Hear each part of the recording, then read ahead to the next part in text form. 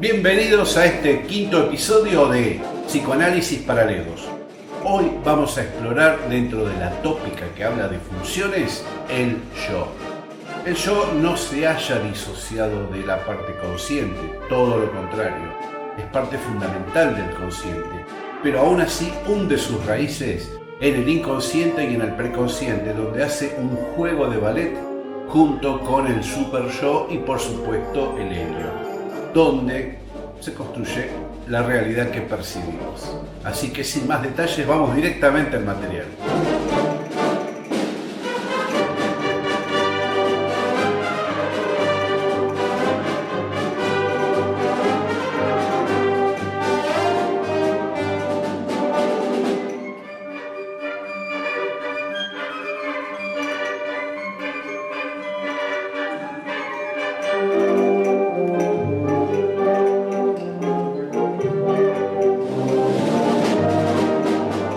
Antes de adentrarnos en el tema del día, vamos a repasar, o mejor dicho, a profundizar algunos conceptos que tratamos cuando hablamos de destinos de la pulsión. Nos referimos a los síntomas conversivos y la somatización, que no hay que confundirlo porque son cosas muy distintas y hay un abismo de separación entre ambas. Vamos a ver primero los síntomas conversivos, que generalmente se manifiestan como neurológicos, es decir, pérdida de sensibilidad, parálisis, temblores, etc. Tienen una fuerte relación con el estrés. El estrés obviamente es causado porque hay un trauma que ha sido reprimido y que se manifiesta de esta forma, y ese evento disparador hace que se manifieste. En el historial médico, que normalmente es escueto, se puede ver claramente la ligación que hay entre el disparador y la manifestación de los síntomas conversivos.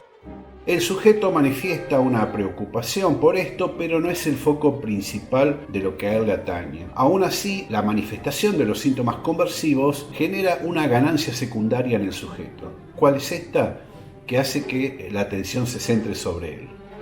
Mientras tanto que la somatización es multicausal, es sintomática en el cuerpo, en forma de dolor, fatiga, etc. No guarda un correlato directo con el estrés. Puede comenzar en la adolescencia o en la adultez temprana. Sí posee un largo historial médico, normalmente difuso, y es un motivo de preocupación constante en el sujeto que percibe esto y lo manifiesta. Es importante saber que los síntomas conversivos, como la somatización, se pueden diagnosticar y tratar, pero obviamente es algo que requiere práctica y conocimiento. El yo y la conciencia. Cuando hablamos del yo, normalmente asumimos que está ubicado en la conciencia, lo cual es cierto, mayormente se ubica allí, pero en realidad hunde sus raíces también en el inconsciente y por supuesto en el preconsciente. La base del yo, como dice aquí el texto, es la afirmación interna y externa del sujeto. ¿Y qué quiere decir esto? Que nuestra percepción de nosotros mismos es lo que es el yo. Esta percepción es un self, donde nosotros nos percibimos a nosotros y percibimos lo externo. Tanto pueden ser otras personas, porque están ajenas a nuestra realidad psíquica, como también al universo, y en el yo residen los procesos conscientes, es decir, la cognición, la lógica, la idea de la temporalidad, es decir, podemos entender el tiempo como un discurrir y un montón de cosas más. Por supuesto que el yo maneja los estímulos que recibimos, internos y externos, y por supuesto también que eso involucra la principal función del yo, que es la confrontación entre los principios del placer, que parten del helio, el inconsciente, y de la realidad, que es lo que nos golpea desde afuera. Aquí es donde se arma la ensalada, porque tenemos el yo ideal, el yo crítico, el super yo y el yo Russell. Para aquellos que tengan mi edad saben a qué me refiero. Entonces, ¿cuál es el discernimiento entre todos estos yos?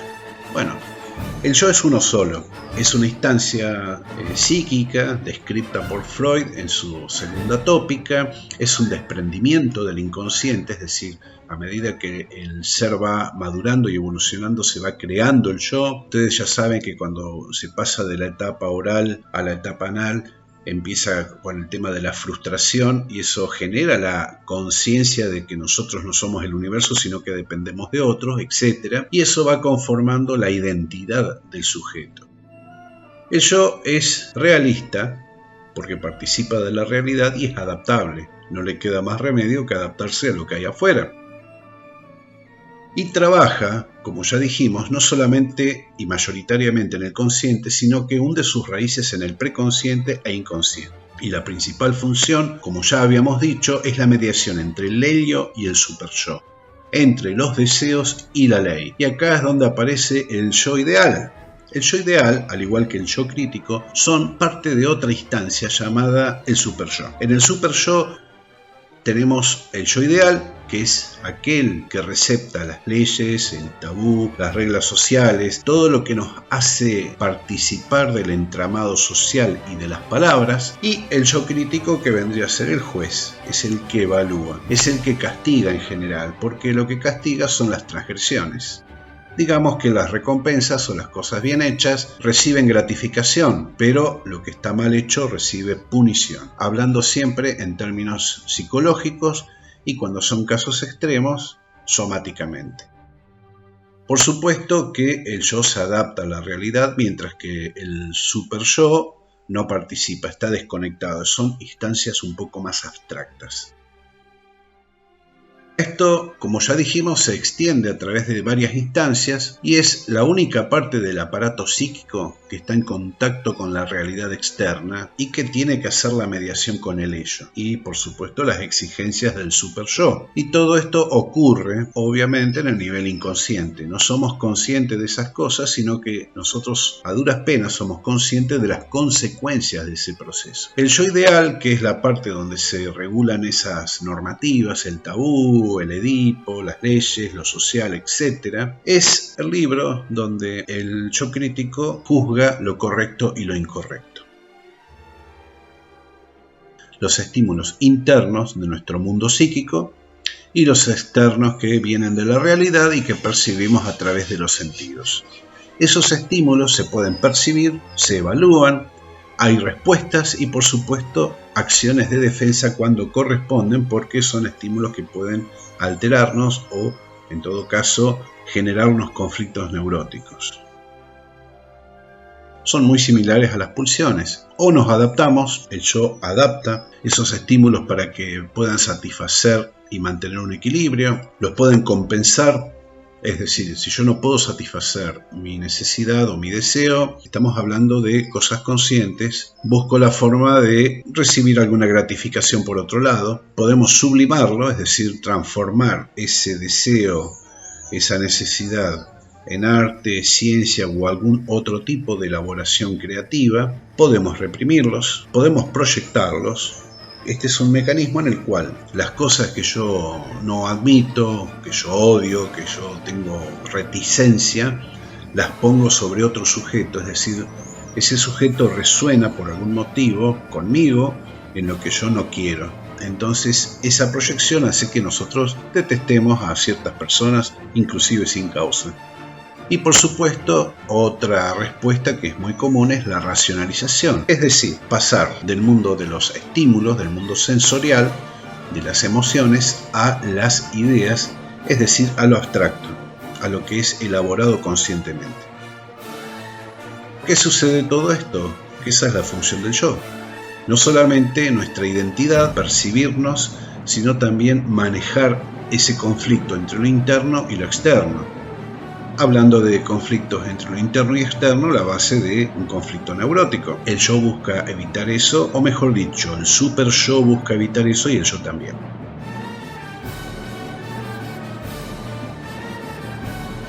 Esto ocurre porque el yo trabaja como el fiel de la balanza que estamos viendo para establecer el equilibrio entre el ello y el super yo. Es decir, entre el principio del placer y el principio de realidad. No todo lo que nos resulta anhelable y placentero es posible. Entonces ahí estamos luchando contra eso. Muchas veces ustedes tendrán deseos inconscientes o conscientes y no los pueden satisfacer porque no es correcto o no se dan las circunstancias o lo que fuera. Entonces tenemos que de alguna manera elaborar estrategias para seguir en equilibrio y no generar displacer, que es lo que nos trae el malestar. Por supuesto, esto nos hace ver que el yo no trabaja con el principio del placer. Eso es del inconsciente. ¿Qué hace el yo con el principio de realidad? Bueno, básicamente lo que intentamos hacer siempre con los impuestos, posponerlos. En este caso, lo que se pospone es la gratificación. Entonces, como no podemos obtener lo que queremos siempre, tratamos de buscarle la forma de que sea posteriormente, parcial o totalmente. Esto incluye que busquemos estrategias como por ejemplo la adaptación al entorno y el desarrollo de otras estrategias para evitar esto. El principio de realidad, como ya hemos visto, interpone esa demora en la gratificación, es decir, en el principio del placer, para que el sujeto elabore y realice la descarga, la satisfacción por la forma adecuada, es decir, sin conflictos con las instancias del yo y el superyo. El principio de realidad, aunque parezca extraño, no rechaza el del placer, sino que lo posterga. Es decir, lo maneja para que no genere frustración, ansiedad, depresión, etc. Como ya sabemos, esto se inicia en la etapa oral, cuando el bebé mama y se le niega la teta, entonces empieza la frustración y el autoconocimiento. Hay un tema que es interesante y que es ¿qué pasa si hay ausencia o exceso del yo? La ausencia del yo es tan nociva como el exceso. Fijémonos en estos breves ejemplos. La falta del yo puede dar lugar a dificultades en la adaptación social y regulación de las emociones, y la desintegración del yo se manifiesta en síntomas psicóticos. Recuerdan que los psicóticos son seres despersonalizados y que están fuera de la realidad. No pueden distinguir los delirios de la realidad, entonces esto puede ser ocasionado por la ausencia del yo, por varias causas que llevan a eso. Pero el exceso también es negativo porque lleva a la rigidez y el perfeccionismo, a la inhibición de los impulsos y al aislamiento, lo cual significa que esa persona va a poseer una gran infelicidad. Hemos llegado al final de este video, agradeciéndoles a todos ustedes su atención y como siempre, si he sido poco claro o he cometido algún fallido, sepan disculparme. Hasta la próxima.